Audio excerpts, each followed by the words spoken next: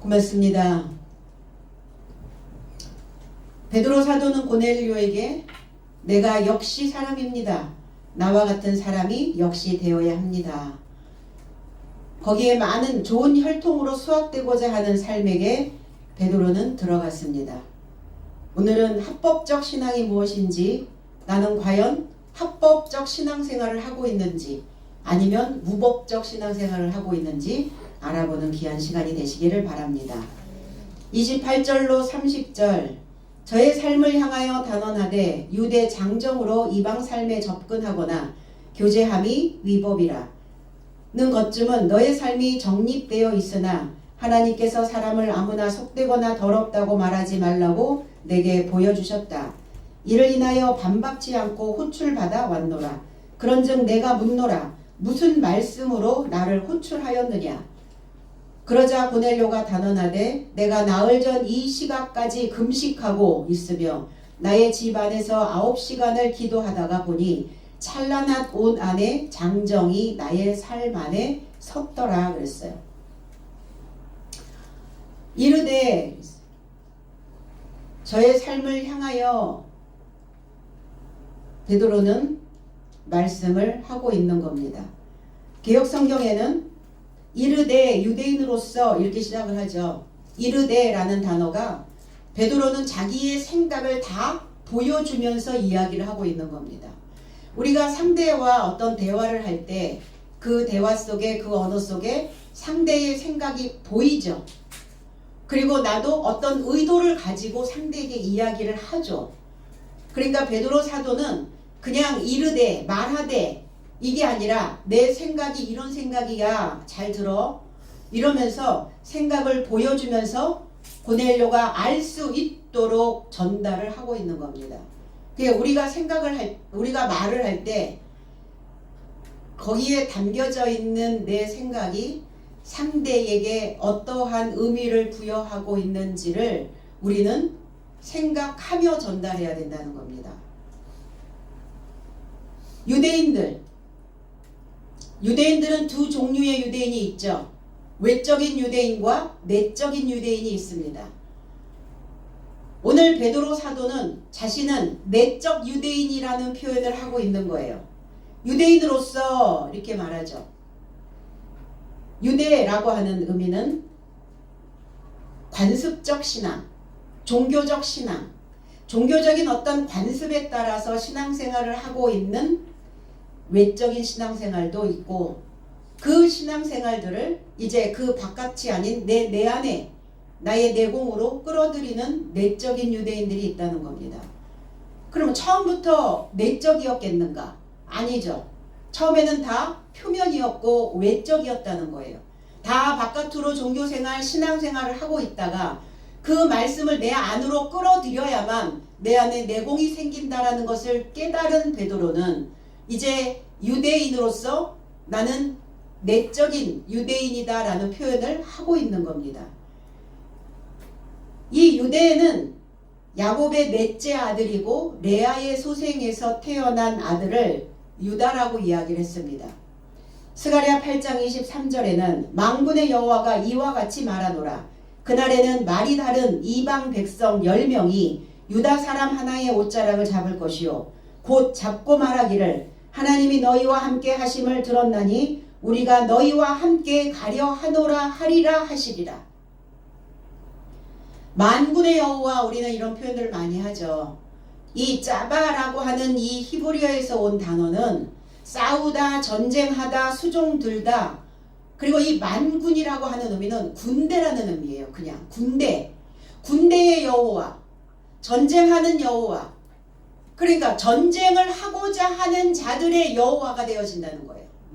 싸우고자 하는 자들의 여호와시라는 겁니다. 그건 뭘 의미를 하는 것인가? 타인과의 싸움? 아니죠. 나 자신과의 싸움이죠. 우리는 타인과의 싸움에서도 치열하게 싸웁니다. 왜? 이기려고.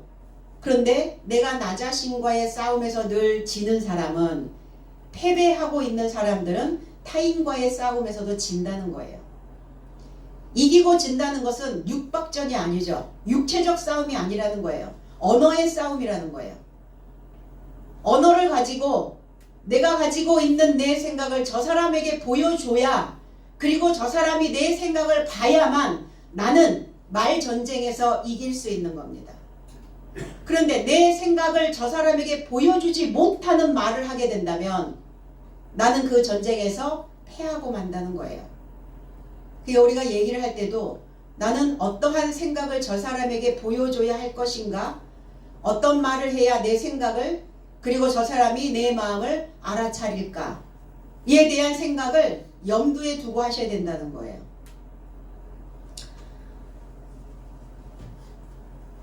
그 여호와가 이와 같이 말한다. 그날에는 그랬어요. 그날에는 말이 다른 이방인, 그 남자의 날에는 이렇게 되어 있어요. 그 남자의 날에는 말이 다르다.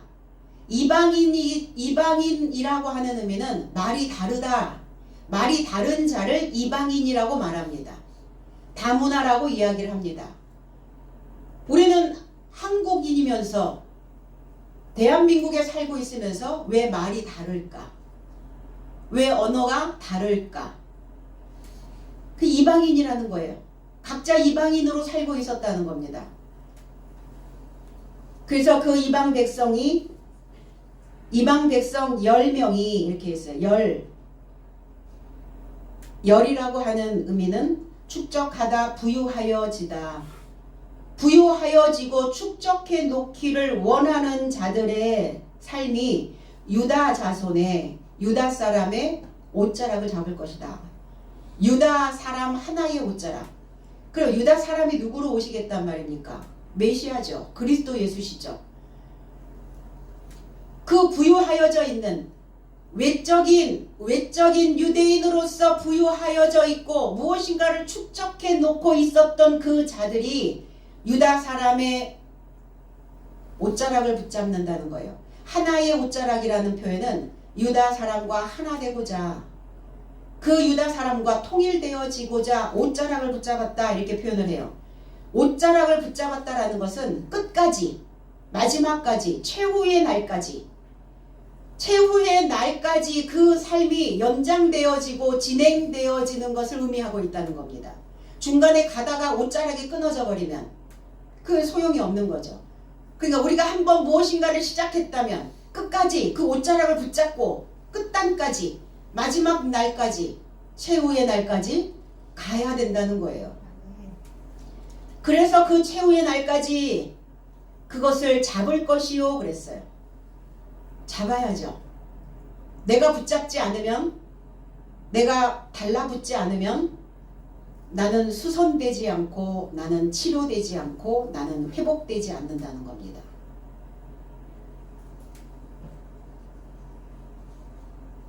그래서 우리는 붙어 있어야 되고, 묶여 있어야 되고, 그러니까 묶여 있고 붙어 있는 이유가 뭘까?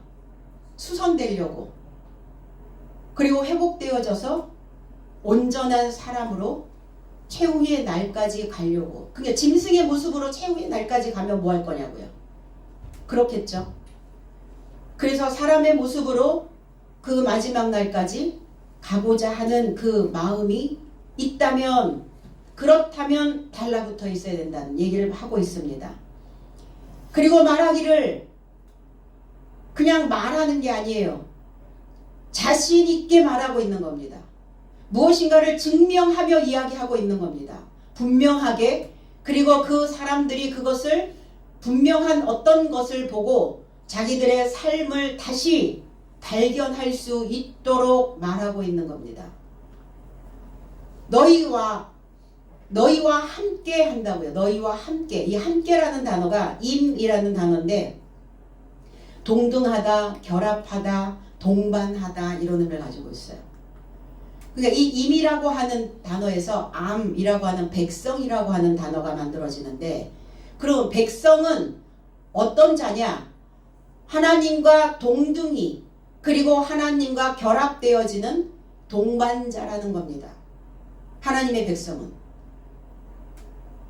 그래서 이 임이라고 하는 단어에서 임마누엘이라는 단어가 만들어지죠. 메시아의 예표적 이름이기도 합니다. 하나님이 나와 결합되어 계시다라는 의미를 가지고 있어요. 하나님이 나와 동등하게 계신다. 하나님이 나와 동반하여 계신다. 이게 임마누엘이라는 뜻입니다. 그런데 구약에서는 엘이 누군지 몰라요. 그 전능자가 누구신지 모른다는 겁니다. 그러니까 뭘 했어요? 숭배만 했다는 거예요. 그리고 숭배한다고 결합되는가?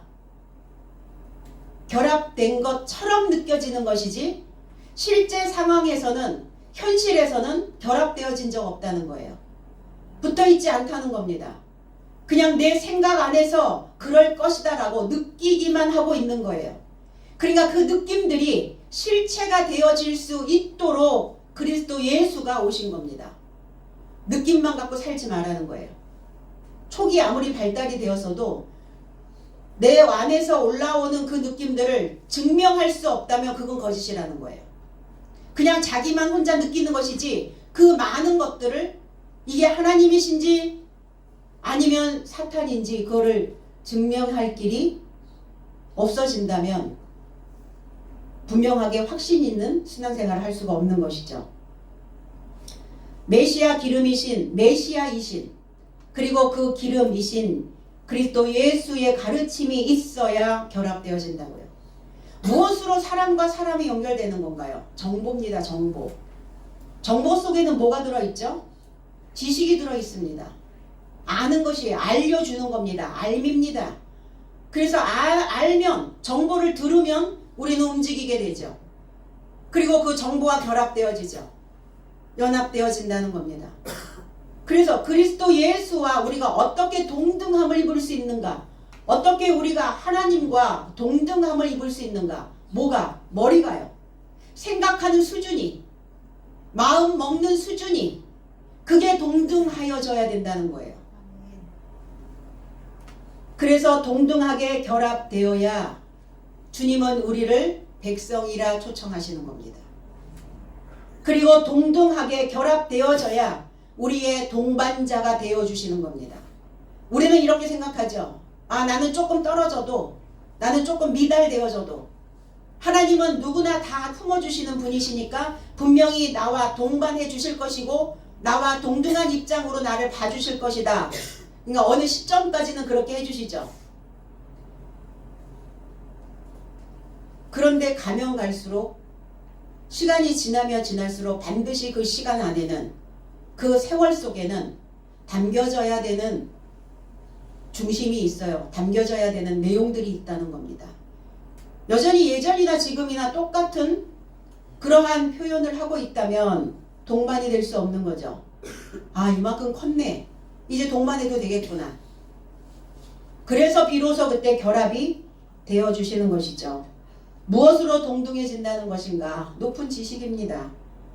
그리스도에게서 배우고자 마음을 먹고 있는 자들만이 그 내적인 유대인만이 결합될 수 있다라고 말합니다. 이방인, 유대인이 아닌. 그런데 베드로의 표현에 여러분들이 의문이 가지 않습니까? 고넬료에게 분명히 네가 이방인으로서 유대인과 결합하는 것이, 유대인과 교제하는 것이 위법이라 이렇게 표현을 하고 있거든요. 그런데 우리가 22절에는 저희가 대답하되 백부장 고넬료는 의인이요 하나님을 경외하는 자요 유대 온 족속이 칭찬하더니 그랬어요. 유대인에게 인정받은 고넬료입니다. 하나님을 경외한다고 말하고 있는데 유대인이 아니라고 말하고 있는 거예요. 그러니까 베드로 사도는 잘못 알고 있는 것이 아니라 겉과 속에 대한 이야기를 하고 있는 거예요. 여기서 너는 겉으로 믿고 있는 외적인 유대인들에 의하여 칭찬받고 칭송듣는 자일지는 몰라도 너는 내적인 유대인은 아니다라는 이야기를 하는 거예요. 그러니까 내적 유대인이 되어지지 못하고 있다면 이방인이다. 왜? 겉돌고 있기 때문에. 겉돈다는 거예요. 말씀 안으로 흡수되어 들어오지 않고 접합되지 않고 있다는 겁니다. 외적인 유대인은 유대인이 아니라는 그 메시지를 베드로 사도는 지금 고넬료에게 들려주고 있는 것이죠. 그러니까 외적과 내적이라는 것은 뭘까? 우리가 이 신앙생활을 통해서 나의 속을 다스리지 못하고 있다면 외적 유대인입니다. 내 내면을 성장시키지 못하고 내 안에 있는 내 그릇을 깨끗하게 닦아내지 못하고 있다면 그건 외적 유대인이에요. 그러나 내 속을 성장시키고 내 안에 힘을 만들어 놓고 내 안에 어떤 것이 들어오든 그것을 깨끗하게 닦아내고 있다면 그는 내적 유대인이다. 그게 갈라지는 거예요. 그래서 똑같은 혈통이 아니라는 거예요. 그래서 이 유다가 레아의 소생이 오늘 주님 우리에게 무엇을 말씀하시고자 하고 있는가? 어떤 유대인의 삶을 우리는 살고 있는가를 다시 한번 우리에게 물어보고 계시는 겁니다. 교제하는 것이, 친분을 쌓는 것이 위법이라. 고린도전서 6장 16절로 17절에 원어 재해석은 혹 음녀에게 달라붙은 자가 저와 한 몸인 것을 너의 삶은 알아보지 못한 것이냐. 왜냐하면 두 삶이 한 육체에 이루고자 있을 것이라고 그는 단언하신다. 그래서 주께 달라붙은 자는 그와 한 영이다 그랬어요. 교제라고 하는 이 의미는 콜라오라는 콜라오. 우리는 뭔가 이렇게 같이 뭔가 교제하고 뭔가 하나 되어져서 뭔가를 할 때 우리는 콜라보라고 이렇게 표현하죠. 콜라보. 이게 콜라오라고 하는 이 단어에서 유래가 되어진 겁니다. 뭐가 이렇게 하나 되어질 수 있는, 뭔가 한 몸이 되어질 수 있는, 음녀에게 달라붙어 있는 몸인지 아니면 그리스도 예수에게 달라붙어 있는 몸인지를 생각해 보라는 거예요. 몸은 뭐냐? 소마라고 하는 단어죠. 형태입니다. 그리고 구조하다라는 의미를 가지고 있어요. 그럼 우리가 무엇의 구원이냐? 내 안에 만들어져 있는 형태, 내 안에 만들어져 있는 형체, 그걸 몸이라고 이야기를 했어요. 이 살덩어리의 몸이 아니라 이 살덩어리가 어떻게 구원을 받아요? 이 살덩어리가 구원을 받으면 어떻게 된단 말입니까? 이 살덩어리를 이야기하는 것이 아니라 우리 속에 이미 만들어져 있는 형상들, 만들어 놓아 있는 형태, 이게 구조되어져야 된다는 거예요. 그래서 한 육체, 누구와 한 육체가 되어져 있냐? 어떤 육체와 달라붙어 있느냐? 어떤 것과 하나 되어져 있느냐이죠. 자, 육체는 우리의 육적인 또 이 살덩어리를 이야기하는 것이 아니라 이 육체는 창세기 2장 21절에 아담의 갈빗대를 취하여 하와를 만들었을 때 그 갈빗대 하나를 취하여 이랬거든요.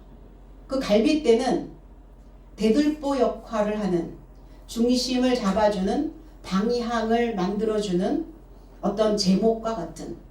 그래서 집을 지을 때 우리가 그 방이나 이 바깥에 어떤 천장에 대들보 역할을 하는, 이게 바로 갈빗대의 역할을 하고 있는 겁니다. 그럼 아담의 중심이, 아담의 그 갈빗대가, 대들보가 하와 안에 들어가 있다는 거죠. 그러니까 신부들은 항상 뭘 하셔야 돼요? 신부들이 중심을 잡으셔야 된다고요. 그 집안에 아내가 중심을 못 잡으면 그 집안은 무너집니다. 어떤 교회도 마찬가지예요. 그 교회의 성도들이 중심을 잘 잡고 가면 그러면 그 교회는 유지가 됩니다.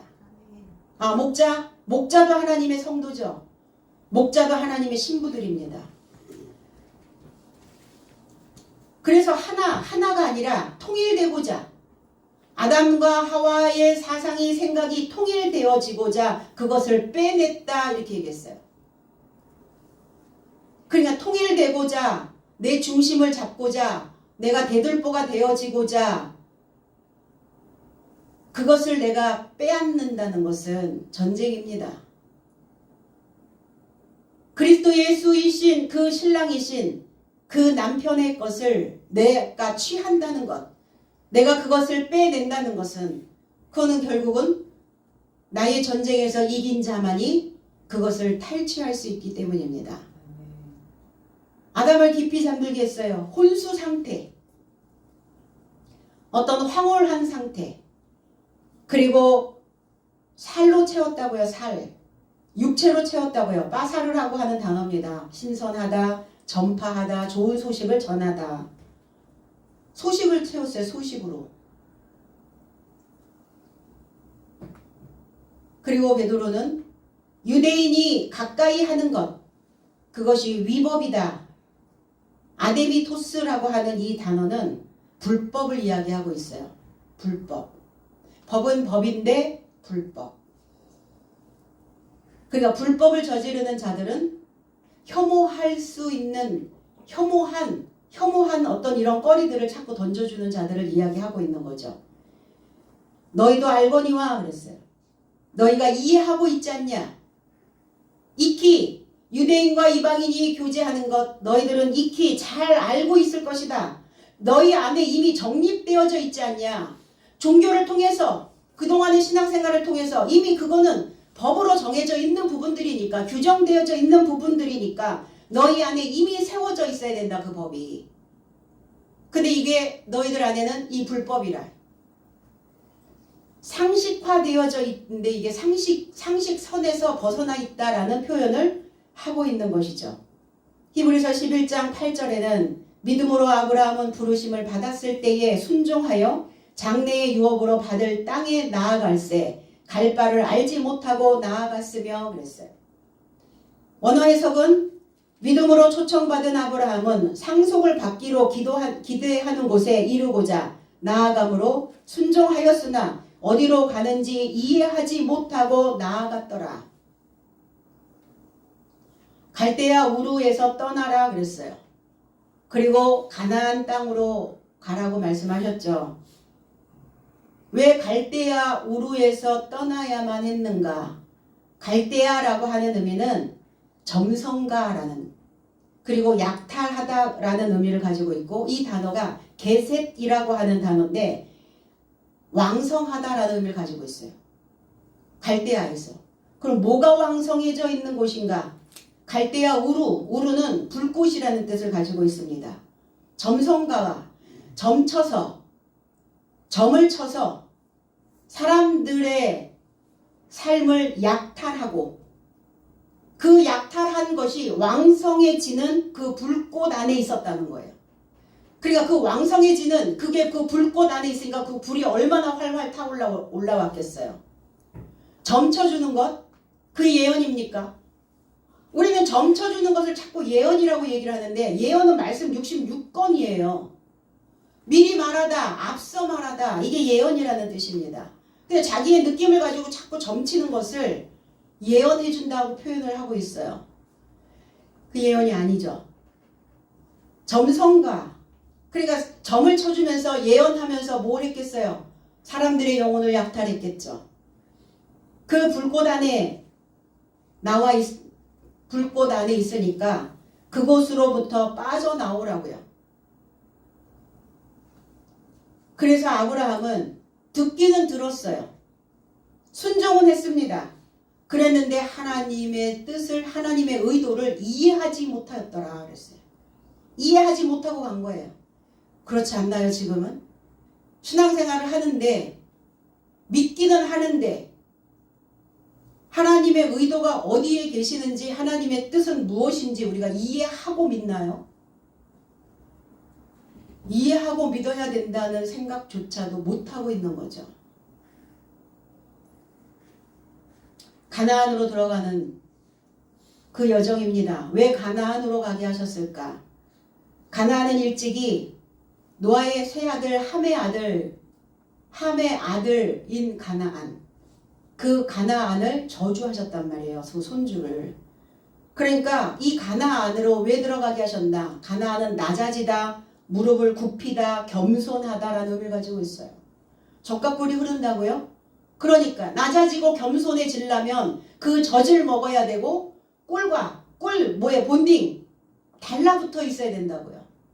그 말씀과 달라붙어 있어야 되고 하나님의 말씀과 하나님의 말씀을 먹어야지. 그래야 낮아질 수 있다라는 겁니다. 그래서 가나안 땅으로 들어가게 한 거예요. 그 이스라엘 백성들이 거기에 젖과 꿀이 흐르는 풍성해지는 풍성하기도 하죠. 왜? 하나님의 계명이 하나님의 규율이 풍성하니까. 근데 그 계명과 접합되어지고 그 계명과 붙어야 그래야 낮아지고 겸손해질 수 있기 때문에 가나안으로 들어가게 하신 겁니다. 가나안으로 들어가는 그 길목에서 하란에 잠깐 정착을 하게 되죠. 그 하란에서 아브라함의 아버지 데라가 죽습니다. 죽어야지 돼요. 이 데라라고 하는 의미는 표백이라는 뜻을 가지고 있어요. 표백. 그리고 데라는 갈대아 우르에서 우상을 깎아서 우상 장사를 했던 사람입니다. 그러니까 떠나야죠. 그 불꽃 안에서 뛰어나와야 되는 거죠. 하란이라고 하는 곳은 바짝 말라버리다. 바짝 말라서 타버린. 그냥 마른 상태가 아니라 그냥 말라서 완전히 그냥 타버려 있는 상태. 여기가 하란이에요. 그러니까 하란에서 왜 죽었겠어요? 아브라함의 사상 안에 데라의 사상이 분명히 들어있었을 것이고 갈대아 우르에서 보고 배웠던 본받았던 그 본바탕이 분명히 있었을 거란 말이에요. 그 사람들이 이렇게 얘기해요. 그 사람 바탕이 잘 안 바뀐다고. 우리가 신앙생활을 하는 목적이 뭐죠? 바탕 바꾸려고 하는데 바탕이 여전히 안 바뀌고 있다면 신앙생활 헛하고 있는 것이죠. 말씀하고 달라붙어 있지 않는 거예요. 말씀은 읊조릴 수는 있어도 그 말씀이 내게 접합되어지지 않고 있다면, 결합되어지지 않고 있다면, 그 말씀과 내가 나란히 가고 있지 못하고 있다면 그 아무 의미가 없는 것이에요. 그래서 데라가 그 하란에서 죽음으로 인하여 그동안 내 바탕에 깔려 있었던 아브라함의 모든 것들을 다 말리고 표백하고 있는 겁니다. 거기에선 이름이 바뀌지 않죠. 아브람. 람이라고 하는 단어는 높은 아비라는 뜻을 가지고 있어요. 그런데 이제 아브람에서 아브라함으로 바뀌죠. 열방의 아비, 이방의 아비. 그래서 우리는 아브라함을 믿음의 조상이라고 이야기를 합니다. 이방인의 아비로 순종하였던 그 인간성, 그 참모습을 가지고 있었기 때문에 우리는 지금까지 아브라함을 믿음의 조상이라고 그렇게 일컫고 있는 것이죠. 하나님께서 사람을 아무나 속되다, 불결하다, 깨끗하지 않다.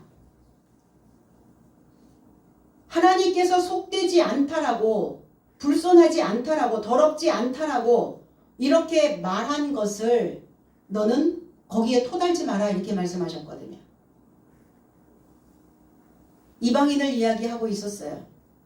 짐승의 모습이라는 겁니다. 이방인은. 겉으로 믿고 있는 자들은 짐승의 수준에서 못 벗어나고 있다는 거예요. 결국은 그 얘기를 하고 계시는 거죠.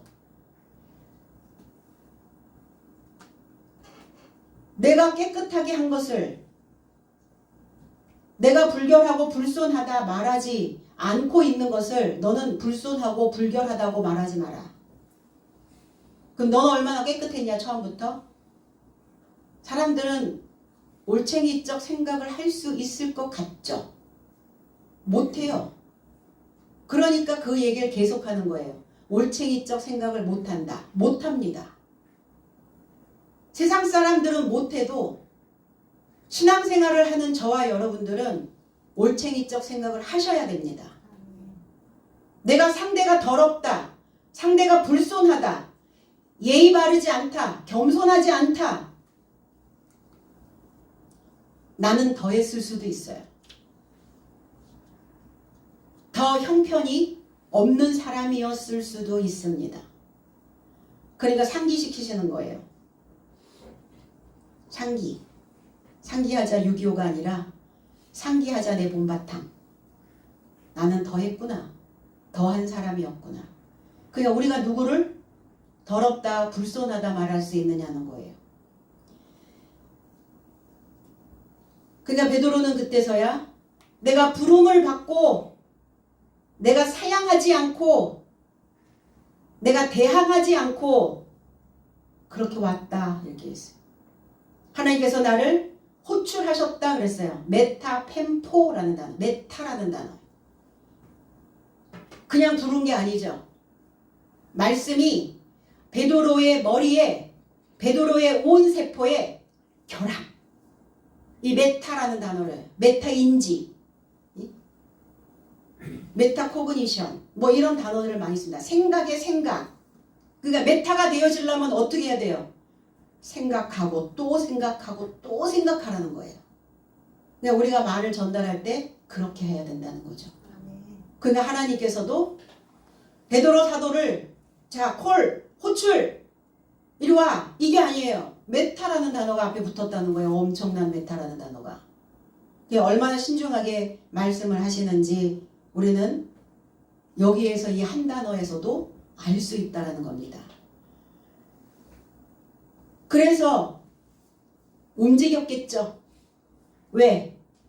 그냥 호출하신 게 아니기 때문에 그 말씀이 먹힐 수 있도록 그 말씀이 그 말이 먹을 수 있도록 베드로 사도에게 메타폼펜포를 하셨기 때문에 내가 사양하지 않고 이 사양하지 않고라는 단어에 반박 없이 그리고 신속하게 토달지 않고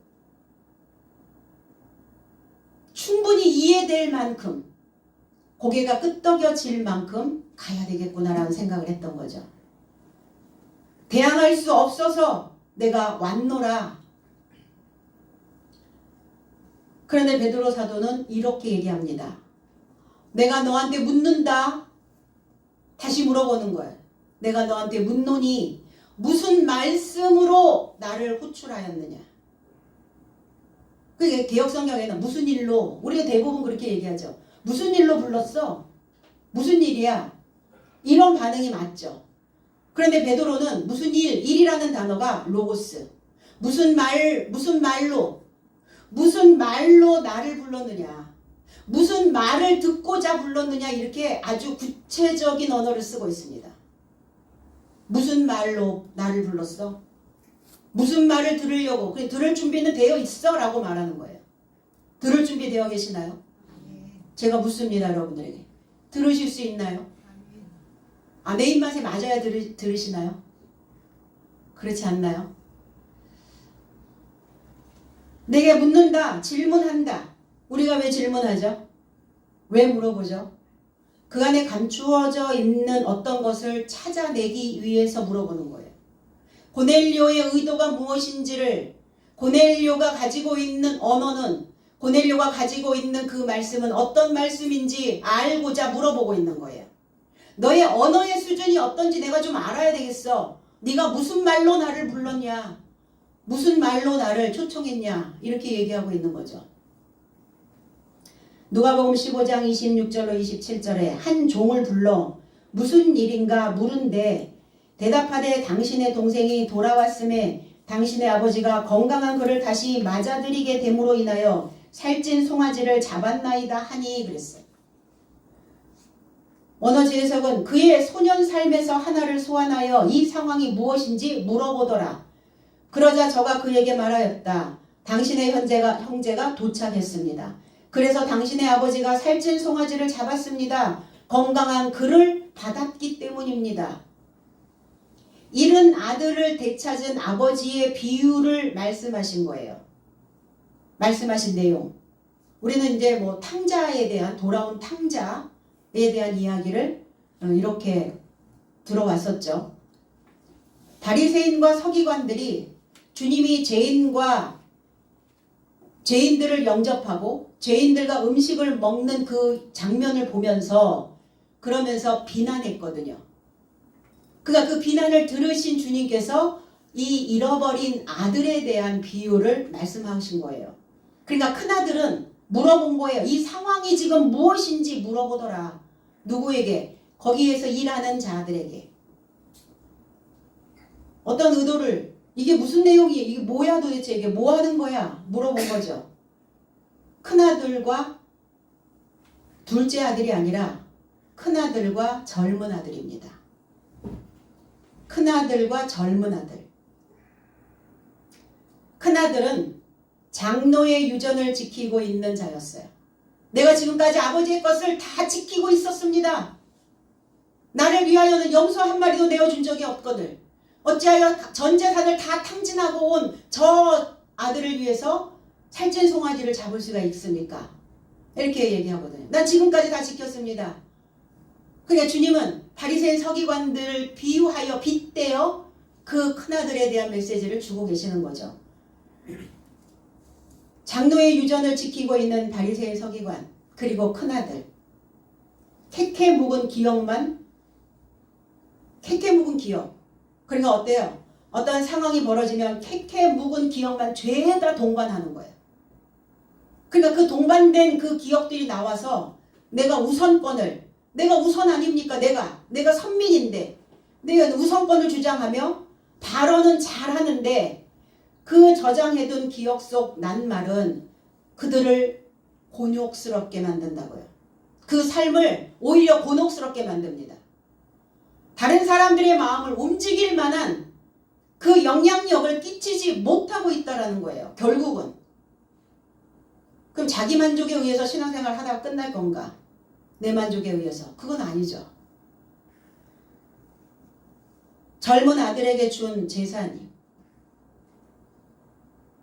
소유물 그리고 그동안 지키고 있었던 모든 재산 모든 계명 그 조각 그 분깃 그 목 내 분깃을 주십시오.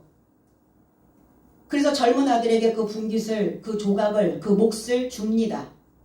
그 재산 모든 것 신앙생활 안에서 그동안 지키고 있었던 모든 것 그 젊은 아들이 지키고 있었던 모든 것을 준 거예요. 신앙생활 안에서 내가 지키고 있었던 모든 계명 내 목, 내 분깃 준 거예요.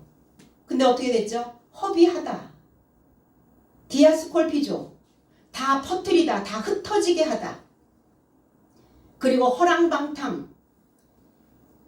이 방탕이라고 하는 단어, 아소티아라고 하는 단어와 알파라고 하는 부정문이 그리고 소조라고 하는 구원하다라는 단어가 합성되어져 있는 단어예요. 그러니까 아소티아라고 하는 단어는 방탕, 무절제하고 그리고 구원하지 못하다. 다 퍼뜨렸으니까, 다 흩어지게 만들었으니까. 수일 동안 자신의 몫을 끌어모아서 먼 지역으로 그 민중을 떠나서 구원 없이 살아서 재산을 다 뿌려버렸다고요. 소비해버렸다고요. 소비하셔야 된다고요. 내가 그동안 내 안에 저장해 놓았던 내 바탕에 쌓여 있었던 그 옛날 것들 그런 개념들을 가지고 있는 것들은 다 소비하셔야 된다고요. 그러니까 강력한 기근에 궁핍해지기 시작했죠. 그래서 물어본 거예요. 이게 도대체 이 상황이 무엇인지 물어봤어요. 그럼 우리한테 물어봐야죠. 자신에게 물어보셔야죠. 나는 과연 큰아들인가? 아니면 젊은 아들인가? 아버지의 아들이라고 초청받기에 나는 합당치 않습니다. 그 젊은 아들은 그렇게 얘기합니다. 나는 하나도 구원하지 못하고 왔습니다.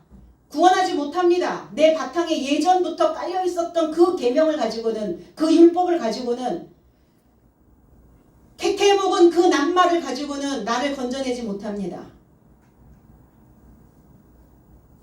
그래서 주님은 회개한 죄인을 기뻐하신다고요.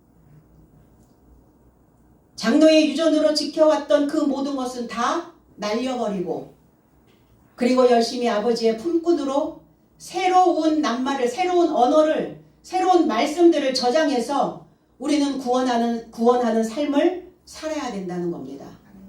그 젊은 아들에게 옷과 반지와 신발을 줬거든요. 지위의 회복입니다. 지위. 내 지위를 누가 바꿔줍니까? 내 스스로 바꾸셔야죠. 살찐 송아지를 잡은 것은 속죄의 제사고 부활의 기쁨을 같이 나누는 것입니다. 고넬료는 마다들과 같은 자였어요. 그런데 쓸데없는 기억의 저장 탱크를 깨끗이 비우고 있는 겁니다. 새 말씀으로 채워서 구원받기를 원하는 간청을 하고 있었던 자였어요. 그리고 나흘 전 이맘때 이렇게 얘기해요. 나흘 전에 묵혔던 시기였었죠. 사지를 쭉 뻗어서 납작 엎드렸었던 그 시기였습니다. 금식하고 기억성경에는 금식이란 단어가 빠져있죠. 기도하면서 금식했다고요. 네스튜오라고 하는 단어예요. 음식을 금하다, 먹지 않다, 단절하다. 고린도후서 11장 27절에 또 수고하며 애쓰고 여러 번 자지 못하고 줄이며 목마르고 여러 번 굶고 춥고 헐벗었노라. 바울 사도의 사역 현장에서 일어났던 일입니다.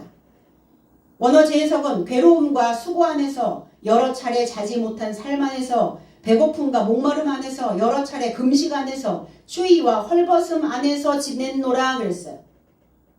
바울 사도는 자기에게 주어진 봉사직이 비난받지 않게 하려고 아무에게도 아무런 꺼리낌도 주지 않았다고. 그러니까 바울 사도도 뭐하고 있었다는 거예요. 순간순간 자기의 본바탕에서 옛날에 저장해 놓았던 캐캐 묵었던 장로의 유전들이 올라올 때마다 금식했다고요. 금식해야 될 시기가 왔습니다. 육신으로 곡기 끊는다고 금식이 됩니까? 생각은 머리에서 팡팡 돌아가고 있는데 내 바탕에서는 여전히 예전 것들이 자꾸 올라오고 있는데요. 그거 금식하라는 거예요. 그거. 그래서 우리 뭐라고 얘기해요? 나쁜 마음 먹지 말고. 그거 금식해야 되겠죠. 부정적인 마음 먹지 말고. 그래서 금식이 끝나면 보식을 하잖아요. 내 몸을 보호할 수 있도록, 우리의 생각들이 잘 흘러갈 수 있도록. 그래서 생각이 잘 흘러가라고 금식 후에 죽을 먹는 겁니다. 흘러가라고. 된밥 먹지 않고. 우리의 생각이 흐르지 않으면 꽁꽁 얼어붙죠. 꽁꽁 얼어붙으면 조그만 마찰에도 크게 파장이 와요. 크게 타격을 입습니다. 흘러가는 물에 커다란 돌멩이를 던져도 그냥 풍 하고서는 흘러가요 또. 그런데 꽁꽁 얼어붙어 있는 그 강에다가 조그만 돌멩이라도 던지면 빠직 이러고 그냥 쫙 갈라져 버리잖아요. 우리의 몸도 그렇다는 거예요. 그러니까 금식하세요. 한 주간 여러분들이 금식하시면서 내 몸의 변화가 어떻게 일어나고 있는지, 그리고 좋은 것을 먹을 때 내 몸의 변화가 어떻게 일어나고 있는지를 여러분들이 한번 경험해 보시면 좋겠습니다. 그래서 같은 패턴으로 찍어내고 있는, 늘 똑같은 패턴으로 찍어내고 있는 나의 일상생활 안에서의 금식과, 그리고 나의 일상생활을 구원하셔야 된다고요. 내 일상생활에서의 교육이고 내 일상생활에서의 배움이지, 어디다 배움을, 어디서 교육을, 그리고 언제 구원을 이루어 가겠습니까? 내가 하루하루 날마다 하루하루 살아가는 그 날이 우리에게 주어진 이 시간들에 구원이 이루어져야 된다는 겁니다. 그러니까 금식, 이게 히브리어로 넘어가면 히브리어에 좀이란 단어예요. 그러니까 좀만 먹어요. 좀. 입 단속 잘하고, 마음 단속 잘하고, 생각 단속 잘해서 좀. 입을 덮어 씌우다라는 의미를 가지고 있어요. 입의 망을. 이게 금식입니다. 시편 35편 13절에 나는 그들이 병들었을 때에 굵은 베옷을 입으며 금식하여 내 영혼을 괴롭게 하였더니 내 기도가 내 품으로 돌아왔도다. 다윗의 기도입니다. 병들었을 때에 왜 병이 듭니까? 병들었을 때 이 할라라고 하는 단어가 달아 빠지다 이런 의미를 가지고 있어요. 아프게 하다. 우리가 어떠한 그 나쁜 생각을 계속 반복적으로 하잖아요. 그러면 그 우리의 정신이 달아버려요. 달아. 맨날 똑같은 패턴으로 똑같은 생각으로 맨날 하니까 달아버려. 그게 아픈 거라고요. 그걸 병들었다고 얘기를 합니다. 굵은 배옷을 입고, 그러니까 병들어 있으니까, 달아 있으니까 뭐 해야 돼요? 굵은 배옷 입으셔야 돼요. 그 생각 빨리빨리 빼내시라고. 그 즙짤 때 촘촘한 망사로 짭니까? 아니면 널찍널찍한 망사로 직조되어져 있는 그 헝겊에다 짭니까? 삼배에다 짜잖아요. 삼배에다. 그러니까 그 생각들이 빨리 빠져나가서 흘러가라고요. 액체를 통과시키는 굵은 배옷을, 그러니까 그리고 금식하며 그 생각을 금식하려니까 그 정신을 너무 많이 또 똑같은 반복으로 계속 쓰고 해서 달아 빠진 그 생각을 금식하려고 하니까 내 목숨이, 익숙한 생각을 하면 괜찮은데 그 생각을 뒤집어서 하려니 내 목숨이 힘이 든다고요. 내 목숨을 괴롭게 하였더니, 그래서 내 영혼이 아니라 내 패시, 내 목숨을 괴롭다, 이게 내 목숨을 훈련하였더니, 그랬더니 내 기도가, 내 간구가, 내 간청이 내 품으로, 내 바닥으로, 내 바닥에 쌓였나이다. 내 바닥에 둘러싸였나이다. 내가 회복되었나이다. 내가 드디어 할례 받았나이다. 이 표현을 하고 있는 게 다윗이. 아니, 다윗이 난지 8일 만에 이미 할례를 받았어야 될 텐데 이때 또 할례를 받는다고요. 지금에서야 회복이 된대요. 지금에서야 내가 금식함으로 인하여 내 바탕을 다시 바꾼다고 이렇게 이야기를 합니다. 우린 신앙생활 안에서 뭘 해야 되는가? 절기마다 바닥 공사하는 겁니다. 주일마다 뭐 하시는 거예요? 바닥 드러내는 거예요. 바닥이 드러나면 그 다음에 뭐가 기대가 되죠? 바꾸는 거죠. 고쳐지는 거죠. 호련히 빛나도단에서, 호련히라는 단어가 깨달아보니, 고넬료가 내가 깨달아보니까 빛난 옷을 입은, 찬란한 옷을 입은, 깨끗한 맑은 등을 가지고 계시는 그 옷을, 용도에 맞게 옷을 입어야 되겠죠. 고넬료는 지금 옷을 또 갈아입고 있는 겁니다. 그 장정이 내 앞에 섰습니다. 내 앞에, 내 정면에 서 있었습니다. 히스템이, 부활하신 그리스도의 소식이 고넬료의 머릿속에 찬란하게 전구가 켜져 버린 거예요. 고넬료는 깨달아 보니까 자신이 간절히 그 신선한 복음을 먹기를 갈망하고 간청하고 있다라는 것을 알아보았다고요. 그렇다면 우리도 이제 고넬료처럼 이 무법은 금식하고, 과거의 것들은, 과거의 패턴들은 다 금식하고, 그래서 건강하고 합법적인 신앙으로, 합법이어야 평안해지죠. 내가 불법을, 무법자의 삶으로 살고 있다면 그게 불편한 거예요. 계속 내 마음에서. 그래서 합법적인 신앙으로 우리 모두가 다 장성해지시기를 나사렛 예수 그리스도 이름 안에서 축복드립니다. 기도하겠습니다.